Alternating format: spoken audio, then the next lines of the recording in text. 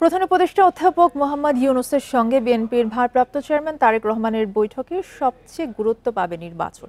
এ বিষয়ে একটি ঐক্যমত্য হবে বলে মনে করছেন বিশ্লেষকরা।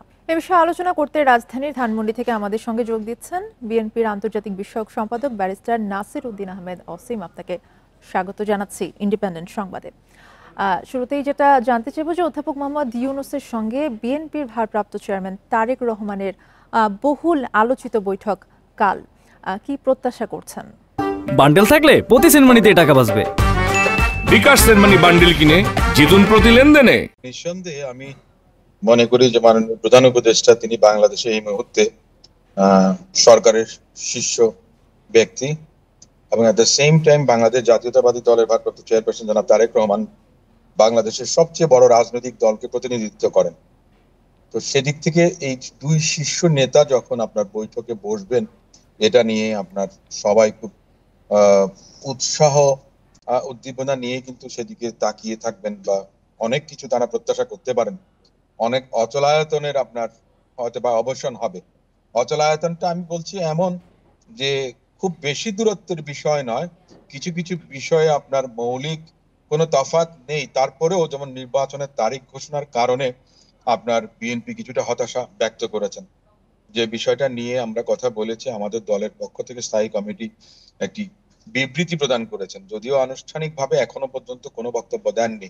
কিন্তু আশার কথা হচ্ছে যে ঠিক এই মুহূর্তে কোইন্সিডেন্টালি মাননীয় প্রধান উপদেষ্টা যুক্তরাজ্য সফর করেছেন এবং ওনার পক্ষ থেকে বাংলাদেশ জাতীয়তাবাদী দলের ভারপ্রাপ্ত চেয়ারপারসন জনাব তারেক রহমান সাহেবের সঙ্গে আপনার সাক্ষাতের যে ইচ্ছে পোষণ করেছেন, এটা উনি আমি মনে করি যে অনেক উদার একটা মানসিকতা নিয়ে এই কাজটা করেছেন। সুতরাং আমি মনে করি যে কোনো প্রকার ক্ষুদ্র ক্ষুদ্র আপনার মনে করেন যে মতবিরোধ থাকতে পারে। মতবিরোধ সরকারের সঙ্গে বিএনপি নয়, বিএনপি আগাগোড়া প্রথম থেকেই বলে এসছেন এবং আমাদের দলের নেত্রী আপনারা জানেন যে গত পরশুদিন বলেছেন ডক্টর মোহাম্মদ ইউনূসের বিরোধিতা নয়, সরকারকে সহযোগিতা করাই হচ্ছে যে বিএনপির কর্তব্য। এবং ঠিক তার আঙ্গিকে আমি মনে করি যে আগামী কালকের যেই মিটিংটি হবে সেখান থেকে আমরা ফলপ্রসূ অনেক কিছুই পেতে পারি, যেখানে হয়তো অনেক অনিশ্চয়তা ছিল। অনেকগুলো রাজনৈতিক দল বলেছে ডিসেম্বরের মধ্যে নির্বাচন, দু তিনটি রাজনৈতিক দল বলেছে জুন এপ্রিল, এ ধরনের কথাবার্তা। তো এই নির্বাচনের তারিখ নিয়ে এবং সময় উপযোগী কিনা এই বিষয়ে যদি এটাই একটু কিন্তু জানতে একটা চাই, বড় যে বিষয়। বলা হচ্ছে কিন্তু যে এই বৈঠকে সবচেয়ে বেশি গুরুত্ব পাবে নির্বাচন, সেক্ষেত্রে কি আসলে ভোটের তারিখ এগিয়ে আসতে পারে বলে মনে করছেন কিনা? আমি একটা জিনিস বলি, দেখুন আপনার এপ্রিলের প্রথমার্ধের কথা বলা হয়েছে, অর্থাৎ 1 থেকে 15 এপ্রিল।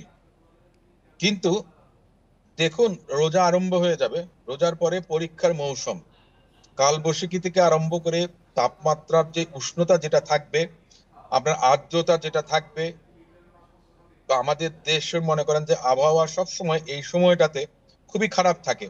হুম হুম। আমাদের এখানে ঘূর্ণিঝড়ের অনেক উদাহরণ আছে, অনেক মানুষের ক্ষয়ক্ষতি হয়েছে, রাস্তাঘাট ক্ষতিগ্রস্ত হতে পারে। এমনকি যদি শুধুমাত্র আপনার মানে আপনার বৃষ্টিপাতও হয় যদি, তখন দেখা গেছে যে রাস্তাঘাট অর্থাৎ যোগাযোগ বিঘ্নিত হবে।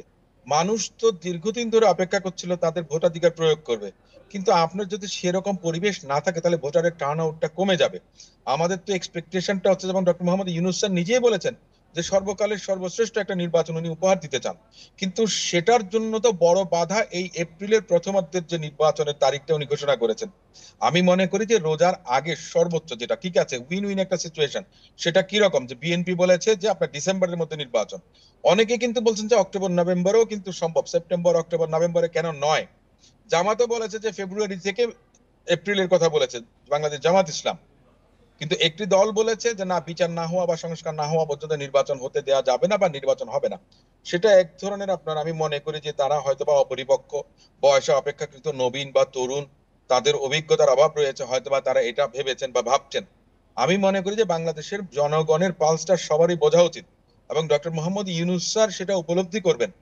মধ্য ফেব্রুয়ারির মধ্যেই কিন্তু নির্বাচন সম্ভব, অর্থাৎ রোজার মধ্যে। হুম হুম। আপনি তো এপ্রিলে নির্বাচন দিতে হলে যে 45 দিনের সময়সীমা, যে নির্বাচনের তফসিল, এই ক্ষেত্রে সেখানে তো আমি রোজার আরেকটা মধ্যে প্রশ্ন ক্যাম্পেইন আপনাকে করতে হবে। করতে চাই। আসলে এই বৈঠকে নির্বাচন এবং সংস্কার সহ যেসব মতবিরোধ রয়েছে, আপনি কিছুক্ষণ আগে বলছিলেন যে কিছু মতবিরোধ রয়েছে, তার অবসান হবে কিনা এই বৈঠকে, কি মনে করেন আপনি?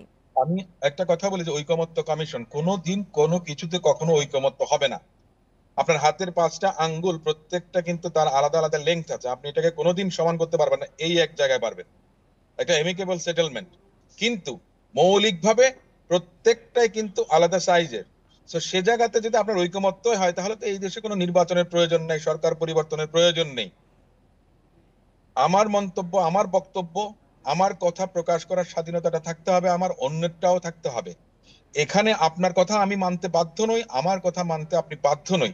আপনি যদি বলেন যে না ঐকমত্য পোষণ করতেই হবে, তাহলে সেটা এক ধরনের ফেসিজমের মানে নতুন একটা আবরণ তৈরি করবে।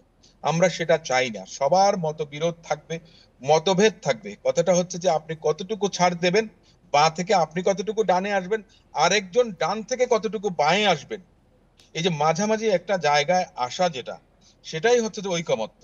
ঐকমত্য মানে এক না যে আপনি বলেছেন 2+2=4 আর আমি 3+1=4 বলছি, এখানে কোনো তফাৎ নেই। জি, সেই ঐক্যমতে পৌঁছাতে পারলেই আসলে অনেক কিছুর সমাধান হয়ে যাবে বলে প্রত্যাশা করা যাচ্ছে। আপনাকে অসংখ্য ধন্যবাদ আমাদের সাথে যুক্ত হবার জন্য।